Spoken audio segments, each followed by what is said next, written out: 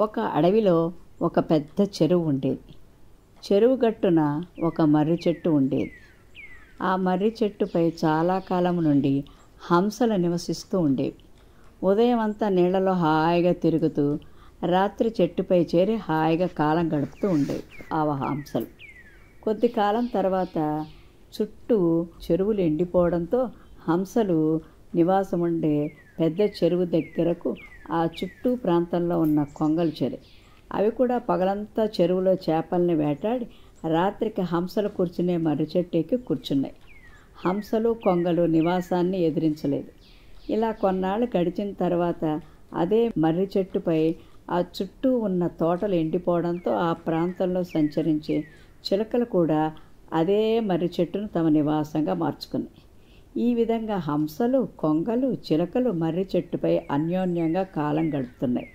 పగలు ఎంతకు వారు తమ ఆహార అన్వేషణకు వెళ్ళి రాత్రి అయ్యేసరికి అన్నీ ఆనందంగా గూళ్ళు చేరేవి.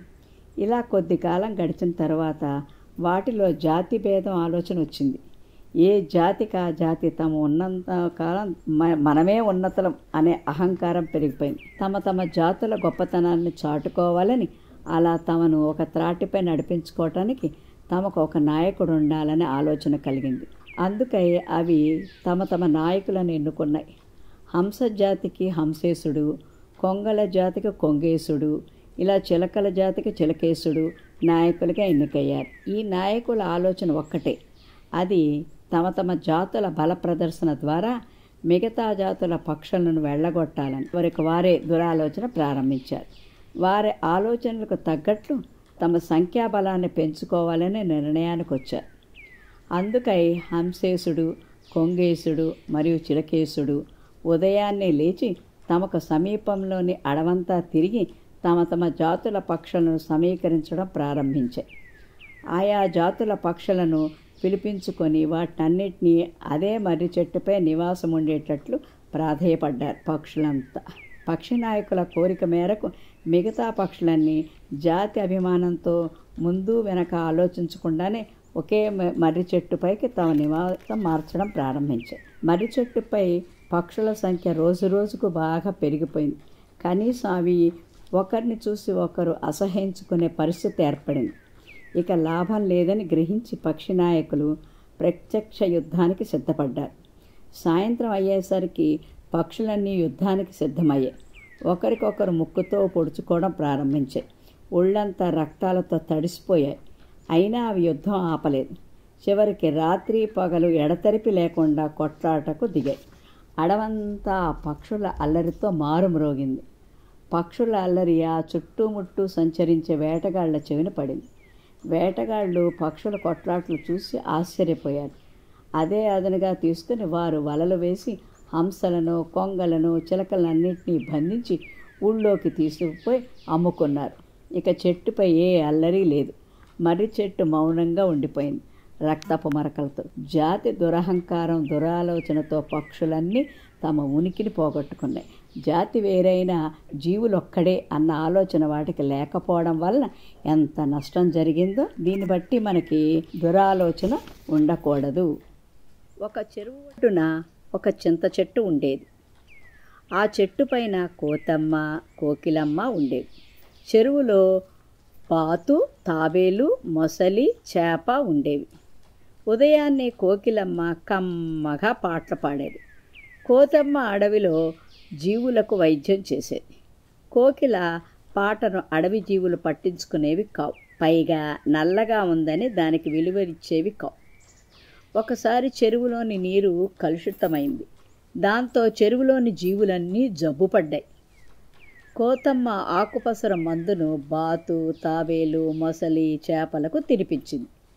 చెరువులో జీవులు జబ్బుపడటం గమనించి అది తెలుసుకున్న మృగరాజు సింహం మరుసటి రోజు ఉదయాన్నే తన పరివారంతో ఆ చెరువు దగ్గరకు చేరింది. దగ్గరుండి చెరువును శుభ్రం చేయించింది. చింత చెట్టు మీద కోకిలమ్మ పాటకు సింహం ముచ్చటపడింది.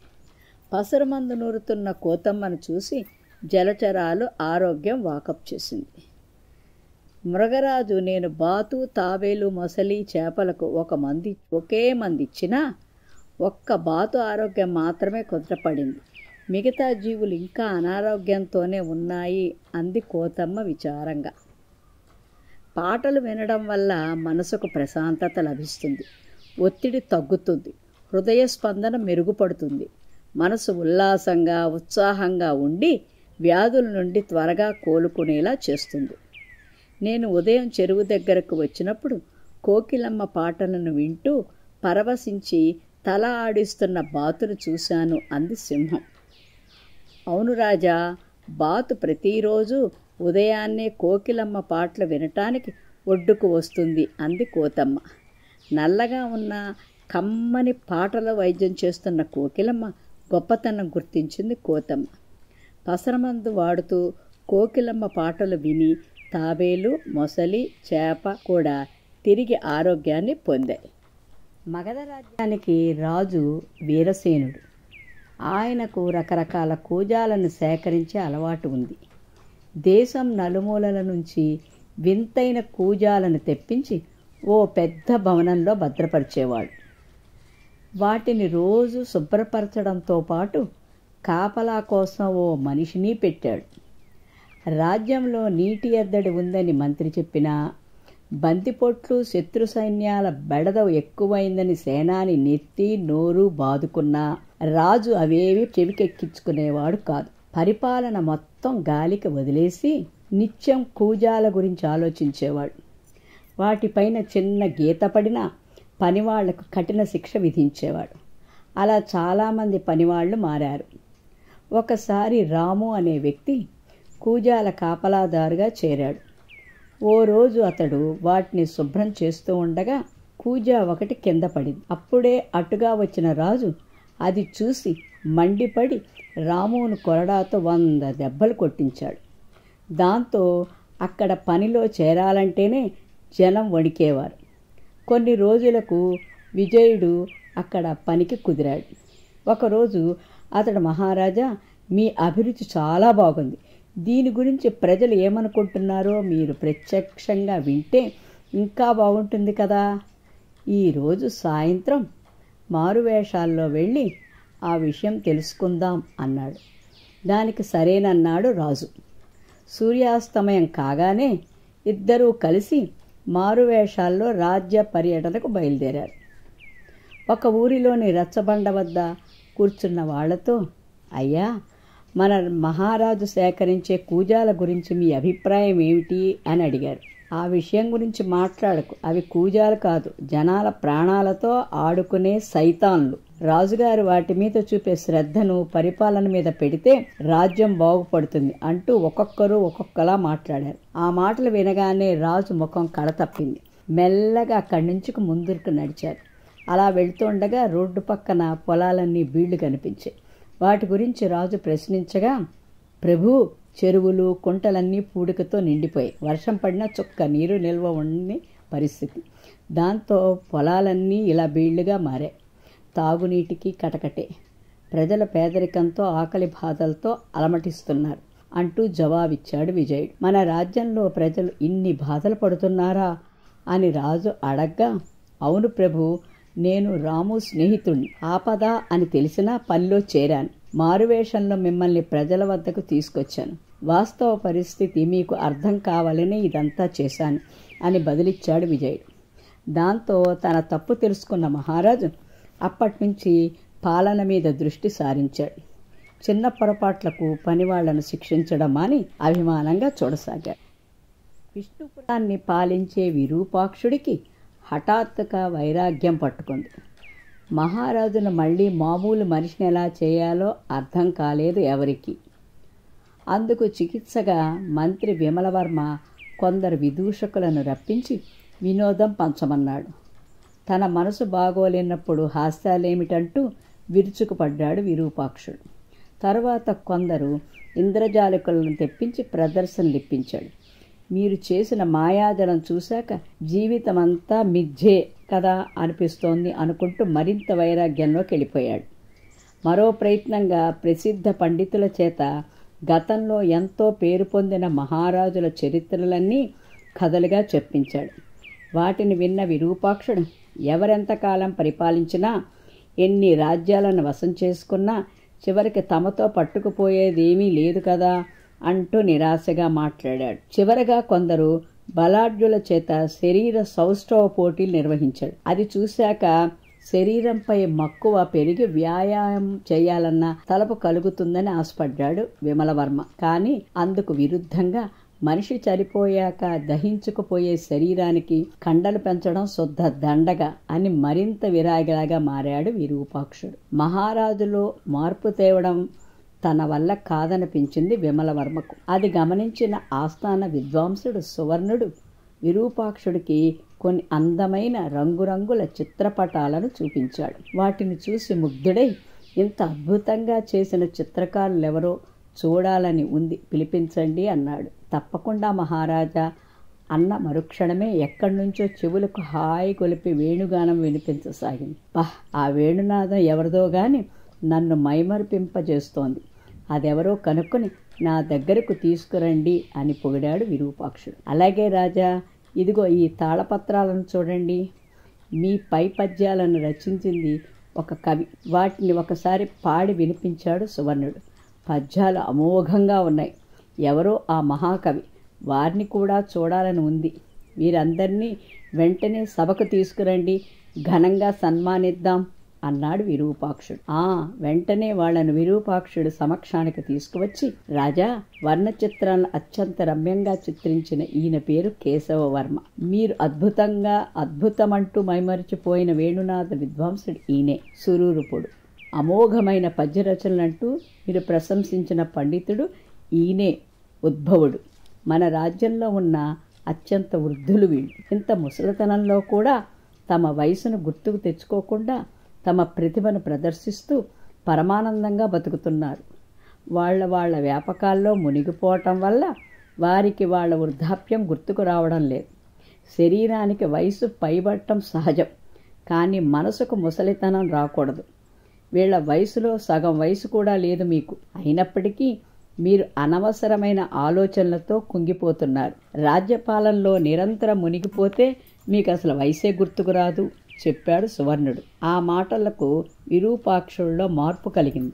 మళ్ళీ ఎప్పట్లా రాజ్యపాలన చేయసాగాడు. ఆ మార్పు చూసి మంత్రి విమలవర్మ సంతోషించాడు.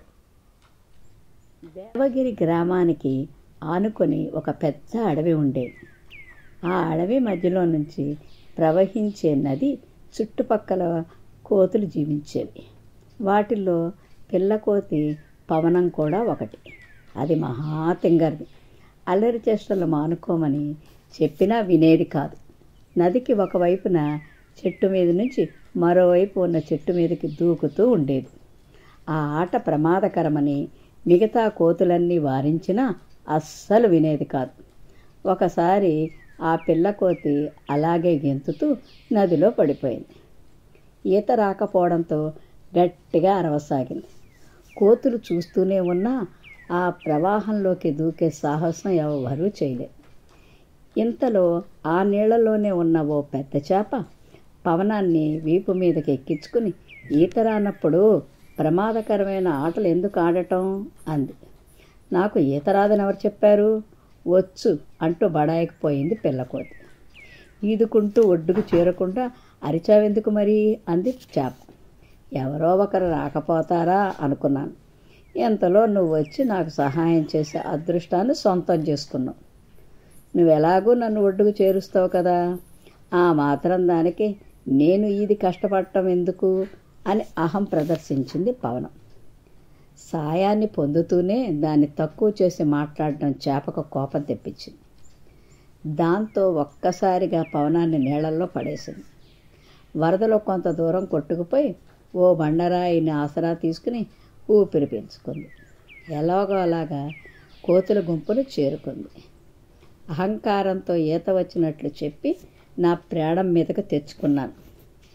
ఇప్పటి నుంచి మీ మాట వింటూ బుద్ధిగా ఉంటాను అంటూ తలదించుకుంది పిల్లకోతి పవనం. విజయనగరం మహారాజు దేవదత్తుడు కళాప్రియుడు. ప్రతిభావంతులైన కళాకారులను సముచిత రీతిలో ఆదరిస్తూ ఉండేవాడు. విజయనగరంలోని కళాకారులు తమ ప్రతిభను దేశ విదేశాల్లో చాటుకున్నారు. ఒకసారి పొరుగు రాజ్యమైన కళింగ దేశము నుంచి మదనమోహనుడు అనే చిత్రకారుడు మహారాజా దేవదత్తుణ్ణి కలిశాడు. మదనమోహనుడు ప్రతిభావంతుడే కానీ గర్విష్టి. మహారాజా, చిత్రకళలో నన్ను మించిన వారు ఈ భూలోకంలోనే లేరంటే అతిశయోక్తి కాదు. నా చిత్రాలలో ఎంతో సహజత్వం ఉట్టిపడుతుంది. మీరు నా కాలికి గండపండేరని తొడిగితే బాగుంటుంది అని ఎంతో అహంకారంతో అన్నాడు మదనమోహనుడు. మహారాజు దేవదత్తుడు తన ఆగ్రహాన్ని అణుచుకొని, మీ తైలవర్ణ చిత్రాలను మా దేశపు చిత్రకారులందరూ ముక్త కంఠంతో ప్రశంసిస్తే అలాగే సత్కరిస్తాను అన్నాడు. మదనమోహనుడు అదే అహంభావపూరిత స్వరంతో, నా చిత్రాల్లో చిన్న లోపం ఎత్తి చూపి నా చేత అవుననిపించినా ఇక జీవితంలో కుంచి చేత పట్టను అన్నాడు. మదనమోహనుడి చిత్రకళా ప్రదర్శన ఏర్పాటైంది. చూసిన వారంతా అతని ప్రతిభను వేనోళ్ల కొనియాడారు. ఆ ప్రదర్శనలో అన్ని చిత్రాలలోకి ఓ యువతి ద్రాక్షపళ్ళ గుత్తి చేత పట్టుకొని ఉన్న వర్ణ చిత్రం విశేషంగా ఆకట్టుకుంది. ఎక్కడి నుంచో కొన్ని పక్షులు వచ్చి ఆ ఫలాలు నిజమైనవిగా భ్రమించి ముక్కుతో పొడిచాయి. అది చూసిన వారంతా హర్షధ్వానాలు చేశారు. చూశారా మహారాజా, నా ప్రతిభకు ఇంతకన్నా నిదర్శనం ఇంకేం కావాలి అన్నాడు మదనమోహనుడు విజయగర్వంతో. అదే సమయంలో సభికుల్లో ఓ యువకుడు ముందుకొచ్చి, మన్నించండి ప్రభు, ఈ చిత్రకారుడి చిత్రంలో జీవకళ లేదు. సామాన్యంగా పక్షులు మనుషులను చూసి భయపడతాయి. ఆ ఫలాలు సహజమైనవిగా ఉన్నాయి తప్పితే వాటిని పట్టుకున్న యువతి ముఖంలో జీవం లేదు. అందుకే పక్షులు ధైర్యంగా ఆ చిత్రం దగ్గరకు రాగలిగాయి అన్నాడు. ఆ యువకుడి మాటల్లో వాస్తవాన్ని గ్రహించిన మదనమోహనుడు అహంకారమంతా దిగిపోగా సిగ్గుతో తలదించుకున్నాడు.